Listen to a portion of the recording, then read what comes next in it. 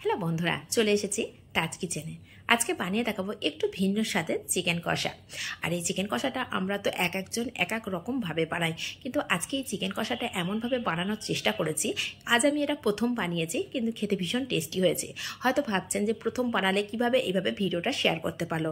আমি যখনই কিছু নতুন কিছু বানাই সেটাকে আমি ভিডিও করে রাখি, আর আমি টেস্ট করে দেখি, যদি সেটা ভালো হয় তবেই আমি আপনাদের মাঝে শেয়ার করতে আসি। তো চিকেন কষাটা আমার কাছে খুব টেস্ট লেগেছে, সেই জন্য আজ আপনাদের সাথে শেয়ার করতে আসলাম। আর চিকেন কষা আমাদের সবসময় অনেকে অনেক রকমভাবেই করি, কিন্তু একঘেয়েমি হয়ে যায় বড্ড।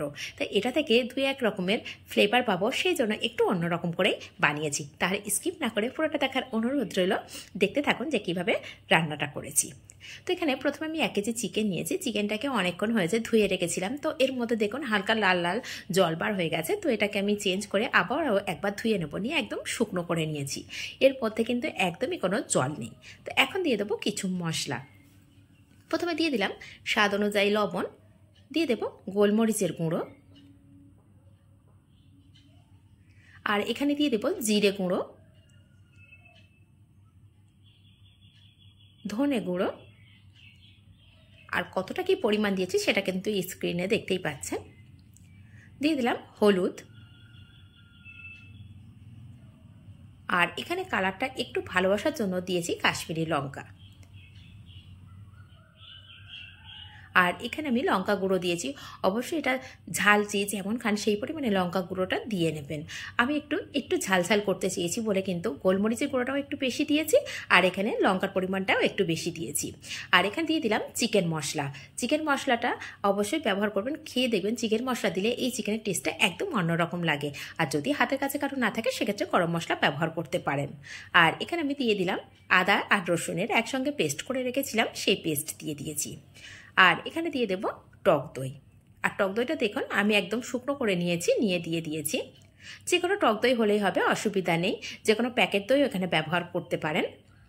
তো এখানে সব কিছু উপকরণগুলো দেয়া হয়ে গেছে। এখন এটাকে ভালো করে মাখিয়ে আমি আধা ঘন্টার জন্য রেখে দেব রেস্টে। যদি আপনাদের হাতে বেশি সময় থাকে সেক্ষেত্রে 1 ঘন্টাও রেখে দিতে পারেন, ওভারনাইটও রেখে দিতে পারেন, বা হাতে কম সময় থাকলে 15 থেকে 20 মিনিটও রাখতে পারেন। আর চেষ্টা করবেন হাত দিয়ে এইভাবে খুব ভালো করে মেখে নেওয়ার।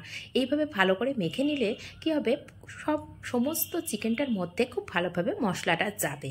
এখানে যদি স্প্যাচুলা দিয়ে মাখাই সেভাবে কিন্তু ভালোভাবে মাখাটা হয় না, আমার তো মনে হয়।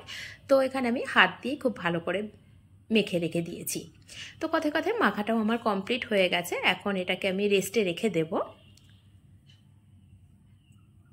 আর এটা একবার হলেও বাড়িতে কিন্তু এইভাবে বানিয়ে দেখতে পারেন, ভীষণ টেস্টি হয়। এদিকে এটা রেস্টে রয়েছে, আর রেস্টে রাখা প্রায় আমার আধা ঘন্টার বেশি হয়ে গেছে। এখন আমি এদিকে একটি কড়া বসিয়ে দিয়েছি, দিয়ে এর মধ্যে পরিমাণ মতো তেল দিয়ে দিয়েছি। আর এই তেলটা অবশ্যই আপনারা সরষের তেল ব্যবহার করতে পারেন। তো এখানে আমি রিফাইন্ড অয়েল দিয়ে ব্যবহার করে রান্নাটা সম্পূর্ণ করেছি। তো এখানে দুটো বড় সাইজের পেঁয়াজ ভালো করে কুচি করে নিয়েছিলাম, একদম পাতলা পাতলা করে। তো এটাকে দিয়ে দিয়েছি, দিয়ে এখন এটাকে ব্রেস্তা করে নেব।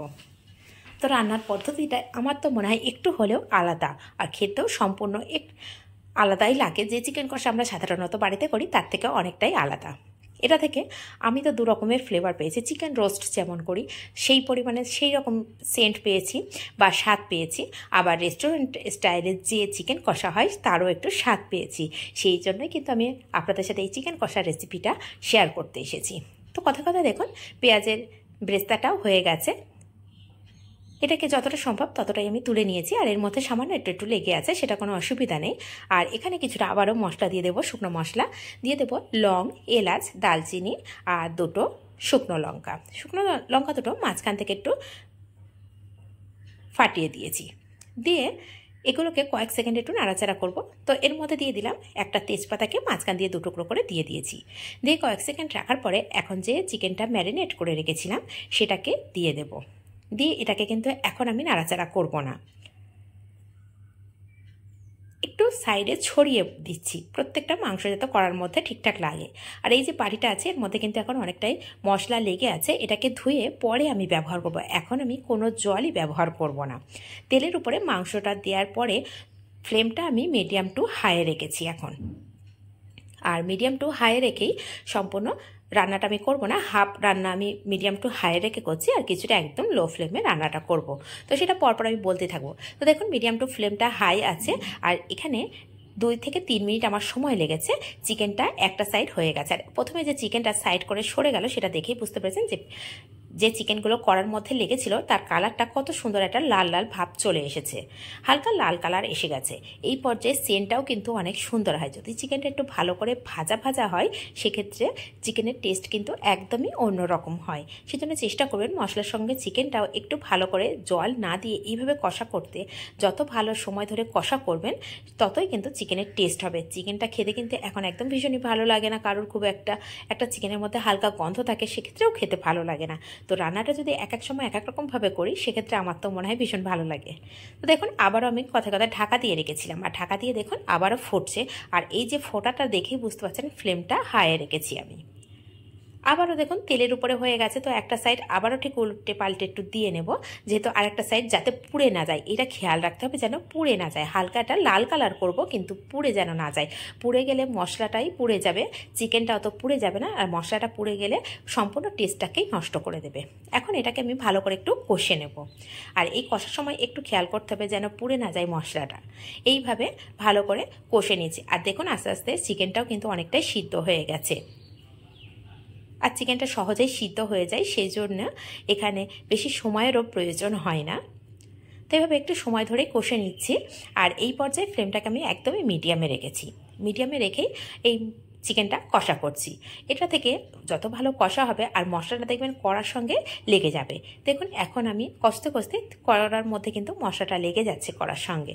ঠিক এই পর্যায়ে আমি ফ্লেমটা কমিয়ে দিয়েছি, দিয়ে এখন যে মশলাটা রেখেছিলাম না বাটিতে, সেই বাটিতে সামান্য জল দিয়ে একটু বাটিটাকে ধুয়ে এখন সেই জলটা দিয়ে দিলাম। প্রায় এখানে আমি হাফ কাপের একটু বেশি জল ব্যবহার করেছি, যেহেতু চিকেনটা অনেকটাই সিদ্ধ হয়ে গেছে। এখন ফ্লেমটাকে আমি একদম লো করে দেব, লো করে এটাকে আমি 10 মিনিট রেখে দেব। 10 মিনিট রেখে দেওয়ার পরে আমি আবারও আপনাদের অবশ্যই দেখিয়ে দেবো যে কেমন হয়েছে। আর ওপর থেকে দেখুন কত সুন্দরভাবে ফুটছে, সেটা দেখেই বুঝতে পারছেন। যখন জল দেবেন, জল দেওয়ার পরে একটু ফুটে যাবে, তখনই ফ্লেমটা একদম লো করে দেবেন। তো এটা 10 মিনিট প্রায় হয়নি এখনও। আর এখানে ঝোলটা কেমন আছে সেটা দেখেই বুঝতে পারছেন। তো এর মধ্যে আমি এখন দিয়ে দেবো যে পেঁয়াজ বেরেস্তাটা করে রেখেছিলাম না, সেই পেঁয়াজ বেরেস্তাটাকে আমি ভালো করে গুঁড়ো করে নিয়েছি। আর গুঁড়ো করে নিয়ে আমি এর উপরে দিয়ে দিচ্ছি, দিয়ে একটু ছড়িয়ে দিলাম, দিয়ে মাংসের সাথে একটু এইভাবে মিশিয়ে দেওয়ার চেষ্টা করছি। এই পেঁয়াজ বেরেস্তাটা দেওয়ার জন্য এর একটা হালকা সুন্দর একটা গন্ধ আসে, সেটা তো ভীষণই ভালো লাগে। আর এখানে ব্যবহার করেছি কেওড়া জল। এই কেওড়া ওয়াটারটা 1 চামচ দিয়েছি, এর জন্য কিন্তু অনেক রকম টেস্ট পাওয়া যায় চিকেনের। সেজন্য একবার হলো এটা ব্যবহার করে দেখতে পারেন। আর যারা পছন্দ করেন না সেক্ষেত্রে অবশ্যই স্কিপ করতে পারেন, স্কিপ করলে সেটাও একরকম টেস্ট হবে, আর এটা দেওয়ার পরে আরেক রকম টেস্ট হবে। তো এখন এই উপকরণগুলো আমি দিয়ে দিচ্ছি। আর এখানে আমি সামান্য একটু চিনি দেবো, সেটা ভুলে গেছি, সেই জন্য আবারও একটু ঢাকনাটা তুলে দেখিয়ে দিলাম। সামান্য একটু চিনি দিয়ে দিলাম, এটাকে টেস্টটাকে আরও বাড়িয়ে দেবে বা ব্যালেন্স করবে।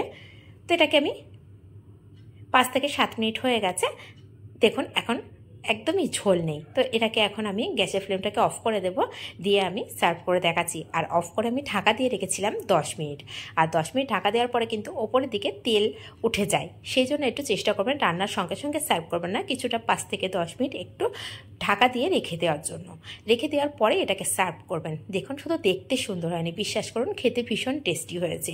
তো আজকে রেসিপিটা আমি একটু ঝালঝাল করেছি, সেজন্য একটু ঝালটা বেশিই হয়েছে, আমি ইচ্ছা করেই বেশি করে দিয়েছি।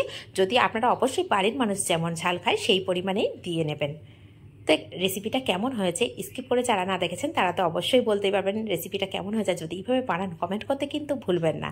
আর যদি রেসিপিগুলো একটু হলেও ভালো লাগে তাহলে প্লিজ লাইক করবেন, শেয়ার করবেন নিজেদের মানুষের কাছে। আর আমার নিত্য নতুন রেসিপি দেখার জন্য চ্যানেলটিকে সাবস্ক্রাইব করে পাশে থাকা বেল আইকনটি প্রেস করে রাখবেন। আর এটা তো গরম আছে এখন ভীষণ, তারপরেও আমি একটু হাত দিয়ে দেখিয়ে দিলাম।